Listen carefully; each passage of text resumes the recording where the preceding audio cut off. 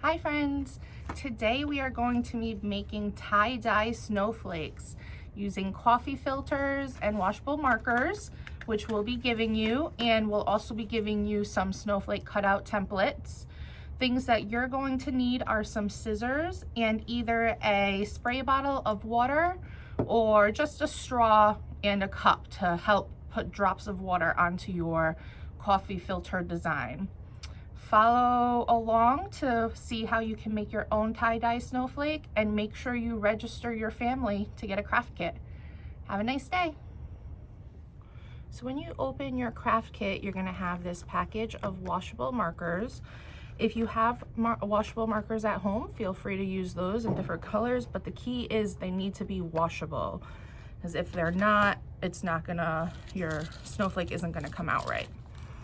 And then you're going to want to take one of your coffee filters, and since these are very thin, you definitely want to make sure you use some scrap paper below while you're coloring them in, because it will bleed through. This is one I was using before, and you can see it bled through. And you're going to want to cover your your coffee filter and washable marker. So I just kind of did a little star pattern. I like to start with the lighter colors and then go darker, just so that way you don't get like blue on your yellow marker. That's just my preference. And you want to try to cover as much as possible. You don't really want to leave too much white space. And just keep in mind the color wheel, what colors mix together. So what yellow and blue will mix to make green, blue and pink will mix to make purple. So that you kind of get pretty colors. I mean, you're free to make brown if you want, but I kind of wanted my snowflake to be, bright and colorful. So once it is fully shaded in, it's going to be very wet.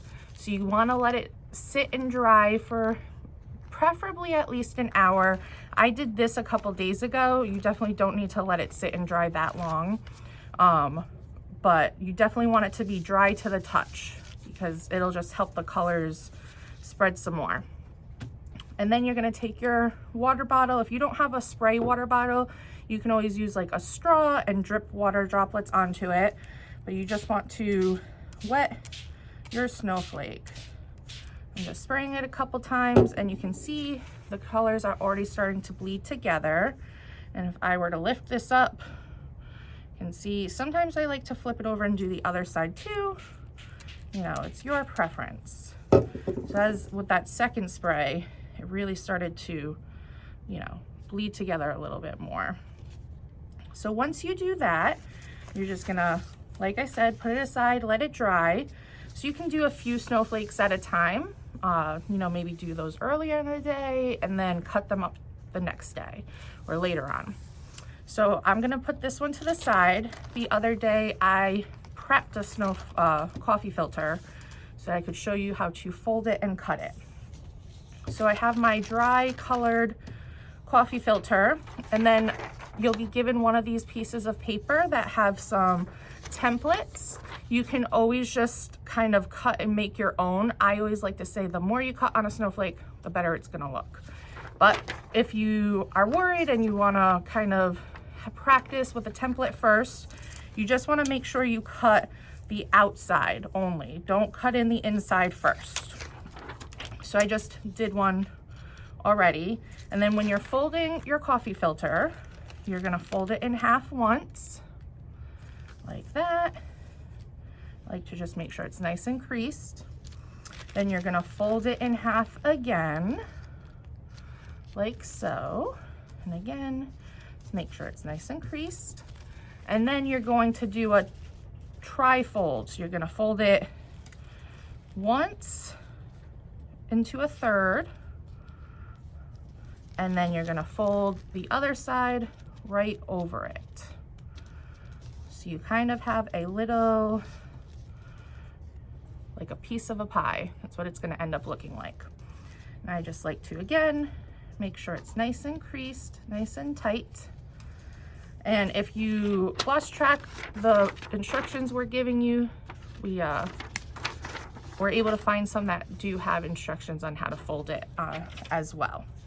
So if you want to use the template, you're just gonna line it up to the point, and then you can take a paper clip and clip it in to hold its place. And you can move the paper clip around as you're cutting. So I'm gonna start at the bottom, and I'm gonna cut this little piece off. I'm just gonna follow that. These coffee filter snowflakes are very fragile. So you might wanna start out and do one where you don't cut away as much, just because when you start to unravel it, you wanna make sure you do it very carefully so that nothing rips. So I'm just following along the pattern and making my cuts. And I can see I'm a little short on this side for where this goes. So I'm just gonna kind of put it to the edge of where the actual coffee filter is. So that's why I didn't follow that totally. These little cutouts are a little bit smaller, or a little bit bigger, I'm sorry, than our coffee filters. And then I'm cutting away this piece. And sometimes you get a little straggler piece. You can carefully rip it off. And there we go. I have made my first snowflake. Like I said, when you're unrolling it, you want to do it very carefully because these are very delicate. And I just kind of like to do it section by section and fold in the opposite direction so that it helps flatten it out when I'm doing it. And there we go. There is my tie-dye snowflake. What I like to do is once I have a bunch of them done, I like to weigh them down with some books so that they will flatten very nicely. And then these make pretty awesome decorations for your windows. Make sure you register to get your craft kit. We are asking you to register just one per family because we're giving you a full package of markers and we'll give you a bunch of coffee filters as well. So just one per family, not one per child. Thanks. We hope you have as much fun doing this as we did. Bye.